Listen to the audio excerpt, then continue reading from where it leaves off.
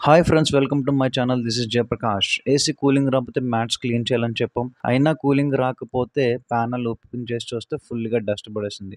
మనం ఫస్ట్ స్టేజ్లో ఏం చేసామంటే బ్రష్తో ఇలా క్లీన్ చేసాం. ఇప్పుడు సెకండ్ స్టేజ్. ఈ స్టేజ్లో ఏం చేస్తామంటే ఒక కవర్ పెట్టి వాటర్ రూమ్లో పడకుండా ఇలా సెటప్ చేసి ప్రెషర్ గన్ యూస్ చేసి మనం క్లీనింగ్ ప్రాసెస్ అనేది చేస్తాం. సో ఈ టైప్ ఆఫ్ క్లీనింగ్ ఎందుకు చేస్తున్నామంటే ఆ ఇవాపరేటర్ కాయిల్లో ట్యూబ్స్ ఉంటాయండి. ఆ ట్యూబ్స్ ద్వారాగానే రీఫ్రిజిరెంట్ ఫ్లో అవుతుంది.